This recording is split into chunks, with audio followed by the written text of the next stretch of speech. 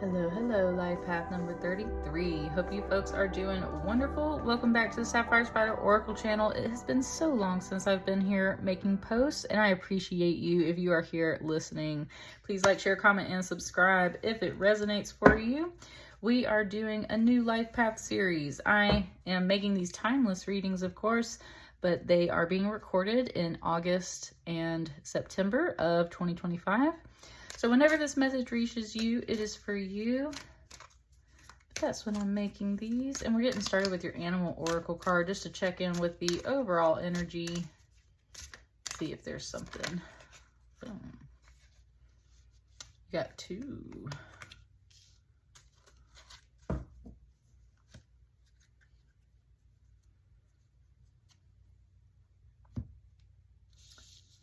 You're the first one to have two. And this one's interesting because it's kind of all of them. So the first one here is the frog. Feminine energy, creation, fecundity. The frog is a creature of the water and has been associated with new life. In Egypt, which we're using an Egyptian deck, frogs were placed on mummies to facilitate rebirth. The abundance of frogs at the time of the annual Nile flood also associated them with fecundity. In South America, the Orinoco people considered the frog to be lord over water, a feminine symbol, and did not kill them. Among Native American peoples of North America, the frog has been associated with the moon, which is also a feminine symbol. One story tells of a frog jumping into the moon where it rules for eternity. All right. And with that kind of coming out here on the left, I love that. And there is a crown right here, so it's kind of representing like the frog prince. Princess and the Frog, right? Then we got this one, which is just totem guardianship. So this is your totem, I would say, overall. But that's where it has many animals here, and you can have many totems. I have about 3 totems right now. I have the Sapphire Spider, which is mostly related to my dreams and my art and my tarot, which I feel definitely all ties together. And then I have the fox, which is related to my Reiki. When I was first getting initiated into Reiki, that was the animal that was with me, was a fox. And then when I became a certified crystal practitioner and a advanced crystal master, when I was starting that journey, I was given the totem of a white wolf. So you can have several. And at least right now, when you receive this reading, yours is mostly the frog. So let's read this card too. Although the word totem derives from the, that is a hard Algonquian word that I cannot pronounce. It means my kin. The concept of animal totems is universal in Native American culture and other cultures around the globe. Animals are the guardian or tutelary spirits, and each person and group has an animal totem. Individuals inherit totems at birth, acquire them through marriage or by membership in a clan, or learn of their watchful presence while in a trance. Native American dancers invoke the power of the totem by imitating the animal in posture, movement, and dress. Totems were also represented in elaborately carved totem poles, which functioned as grave markers for the emblems of a family or clan. So, this frog totem is possibly related to passed on relatives, a certain group of people, a place that you come from. It's something related to your life, and it's appearing for you right now. So I would just say you're really meant to focus on that especially. And again, you might have, it's a lot of cards. Let's wait a second. You might be having other totems as well, but at least right now, this is the main one to focus on. All right, it's got me like recentering my body. Whew, your cards are popping. Let's take these. Okay, just want to make sure I wasn't missing anything.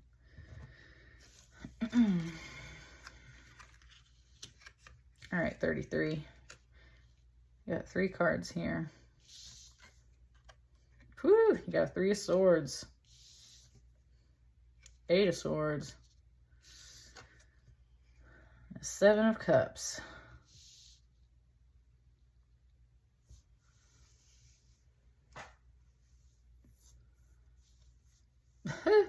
Okay, I wanted to start here. It said, is this your spirit animal? And someone was like, no. And I am sorry, you guys, these life path readings right now, just because of the state of America and politics right now, it is definitely bringing up a lot of politics in these readings. So I do apologize, but it was definitely bringing up alligator, Alcatraz, and all that stuff.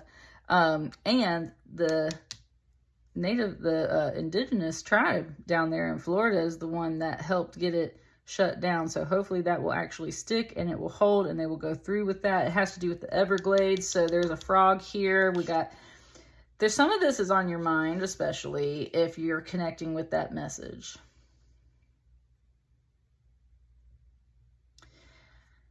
And with that kind of magician energy where it was like, is this your spirit animal, right? Like, is this your card? And someone was like, no, it's not. That's where someone's not digging this vibe, right? Look at all these swords in the mind space. Look at this creature on your back. There is certainly, it said an unwelcome energy, an unwelcome presence, an unwelcome something is bothering you. Your spirit guides just said you might be feeling like you've got the evil eye on you, like there is something riding your back. And you're not quite sure with the Seven of Cups, because that could be an illusion, that could just be paranoia, that could just be a bunch of spiritual woo-woo, that could just be, you know, it's almost like you're not quite sure if you believe in that or if there's like something negative actually on you. I would say it's a bit of both. And that's one thing it's kind of bringing up, how like fear and all these things can kind of be a dis-ease. So it's kind of like you might be doubling it, right? And more, almost tripling it, 3 going up to an 8. So it's like you've added 5 extra swords in here. There may actually be some negative energy on you, attached to you, or I would say also possibly a past energy. We're talking about a lot of feminine energy here with this card, and we have a feminine here. The back of the head there, I was saying this in another reading, the back of the head there, when I do Reiki, that is an area, that part of the brainstem is where they say energetically we can store quite a bit of trauma. It lives in the back of your head, literally. So some of this feels like past energy, but with the 2 floating eyes here, which are mostly like eyes of protection in Egyptian symbolism, they're just kind of coming in as like, ooh, it's giving me a Billy Idol song. It said, eyes without a face. I'm going to put that on the playlist. I put all the songs on the playlist that come up in the readings, so go check it out if you've never heard that song. It's kind of like about long distance. It's about like a long distance relationship, or at least a point in time where someone is long distance. And yet there's this kind of weird like tension, jealousy thing where they're like talking on the phone and it's like, oh, don't tell me you're alone. Kind of like you assume somebody's with them, right? That's that paranoia. That's that anxiety. Is somebody with you? And so that's where it kind of comes in like, is this your card? Like, I don't know. I don't really think it is. So either someone's denying that, kind of like they're alone, there's another presence with them, they're not doing this thing that maybe you're worried about them doing, and that's because of some trauma and some pain in the back of your mind. Maybe you've experienced that before, but you might be adding to this problem. You might be adding issues that aren't necessarily there, but you're really unsure, I think, right now in this chapter of your life. So it's like, so it said, is it me or is it not me? You know, right? Like, is it just me, or we're not really sure yet. Ooh, all of a sudden it just gave this to me almost like how people go on ayahuasca trips and everything. With the 7 of Cups, it's like, and it just kind of showed me how, at least for indigenous peoples, right, a lot of ceremonies around the fire involve either smoking or ingesting certain substances to give you that trance-like state to help you connect with your spirit animal. Ooh, okay. Wow, a guy just came in and said, so let's connect to our spirit animal. I'm a frog. What's a frog gonna do? Frog's gonna hang out on a lily pad. Oh, look at her. All of a sudden this changed. It's like, I am a frog. Ooh, and all of a sudden with the swords there, it brought up dissected frogs. Okay. Now we're getting somewhere. I was catching this vibe. Okay. Woo, this reading just shifted a lot. I was actually catching this vibe yesterday. If you're an American Horror Story fan, if you ever watched season 3 with the witches, Coven, if you ever watched that season, there is a girl named Misty Day, and she is mostly from a like very evangelical backwoods Christian group, but she is a witch, and her power is to bring things back to life. She has the power of resurgence, and of course they figure her Christian group figures out she's a witch and they burn her. Well, she comes back to life. She's got a lot of trauma from those things, and the whole thing is she's so connected to nature and life and death that she herself cannot hurt other animals. So at one point she ends up in hell, and her nightmare the whole time she's in hell is just this loop of her having to dissect a frog in high school, and people saying she was weird because she'd cover her hands and she'd make the frog come back to life after she had to dissect it. So she was just in this terrible loop of being a very earthy witch, very connected to life and death, and literally having to kill this animal and then resurrect it and kill it again, resurrect it. And it just bothered her, right? It's kind of talking about that.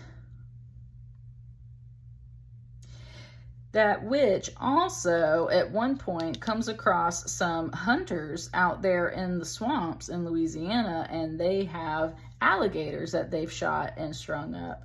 And she walks up into that camp like this little dainty witch, right? And she's like, how dare you kill God's beautiful creatures? Talking about these alligators, right? And the hunters are like, whatever, man. And she turns them alive, and they turn on the hunters and they eat the hunters.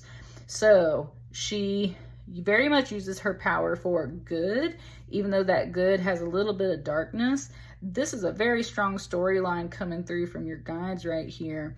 And this is where there's some kind of medicine that they are trying to like offer to you, some kind of spirit medicine to help you get through all this fear and anxiety and kind of help you embrace who you are, 33.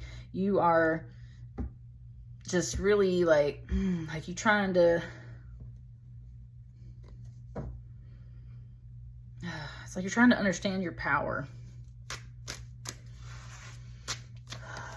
Ooh.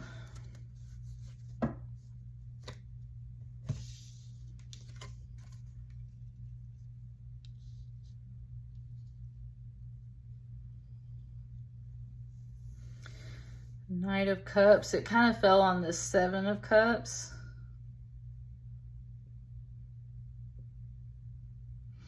And all of a sudden this horse is kind of going this way.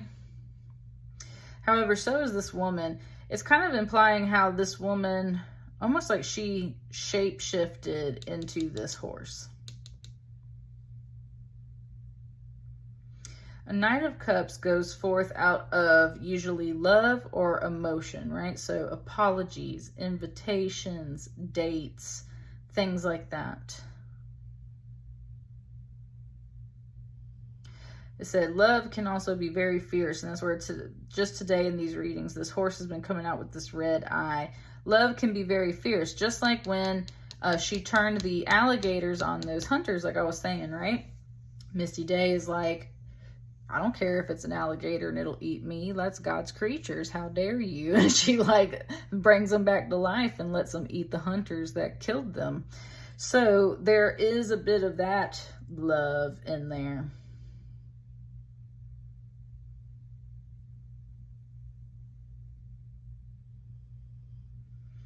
I got like real quiet. Just like wants to go ahead and get another card over here.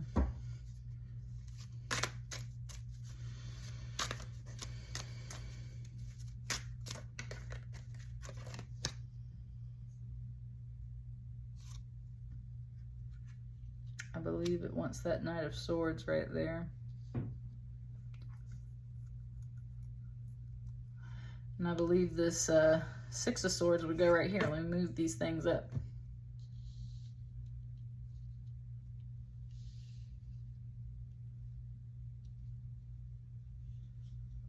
I'll put this aside for just a second so we can see.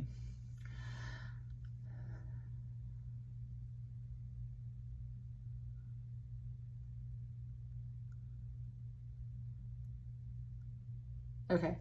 Again, it brought me the indigenous teachings that we've all heard 1,000 times. It's talking about how there's two wolves in all of us, right? The dark wolf and the light wolf. And depending on which one you feed is the one that wins. That's why your guide said, this is why you need some of this medicine. Because at this time, you were letting the dark horse win. You're letting the fear win. You're letting the anxiety win. Right? We're talking about that hell cycle. You're letting the fear and the anxiety win. And it is just not needed. You are adding your boom, boom, boom. Like building way too much out of something that is not quite on that level. Yes, there are some traumas to work through, but with the Three of Swords, which I usually get as a big energy, this is like showing me how it's much smaller than this, and then this energy. That Knight of Swords has a point, right? You're afraid and paranoid and anxious for a reason. Why? That's what you need to work through over here. And yes, if you feel like there's some negative energy on you, right? Like, get some Florida water, do some smudging or a cleansing ritual, whatever you need to do, and handle it. But, so like that's where like the Knight of Swords has a point. But what you're really fighting is yourself, Life Path 33. There's some spirit medicine over here that your guides are trying to give to you. And it's kind of like in this amphibious way, I would say, because you're coming in as this Knight of Cups. There's water involved there, right? Water and frogs. They have nothing to do with swords. So I'm just really getting the sense that you're mostly supposed to move out of the swords energy, with the only exception being the Six of Swords, which involves some water energy. So there's something about water in particular that you really need, 33. There's something about water. It's bringing me back to that Misty Day. Misty Day uses the swamp mud to heal like wounds and cuts and stuff, and cuts and everything. You need some earth energy, but what's most importantly bringing to me is all that water energy. You need some emotional healing. You need some spiritual healing. You need to literally go play with some water, play with some earth, play with some mud. Frogs have mud and all that stuff too, and they're in ponds. Like, you need to, there's something about that. Like, you literally need some water and some nature is what it's telling me. You get up out of your head. You have been feeding the wrong horse is what it's saying. You've been feeding the wrong frog. You've been feeding the wrong horse. You need to shift into that water energy. So that frog is really your totem that you need to hold on to right now. And it said it's a frog too, because frogs exist on both land and in water. So it's not about like not having any of this other kind of energy at all. It's about being able to exist in both spaces and to be able to jump from one to the other. And so that's the thing. You're supposed to get out of that kind of mental cycle that I'm getting the sense of. There's to jump over here to some self-care and some healing, but it's more importantly about that spiritual medicine. You actually need some water. You actually need some nature. You need a whole different flow and vibe that you need to shift, right? And look at how the fish are all swimming this way, right? The boat might be the boat's going this way. So I mean, you need to shift from all that mental, sharp, paranoid, anxiety energy, and you need to shift into this beautiful, natural spirit medicine energy. What a reading. It's gorgeous. I want to know what's on the bottom of the deck. Ace of Pentacles. It's just showing me how these eyes are designed slightly differently from this eye. It's like you get a new eye a new eye of protection, and there's some kind of financial opportunity there, but it's like you get a different eye, a different protection there. That's what I got for you, 33.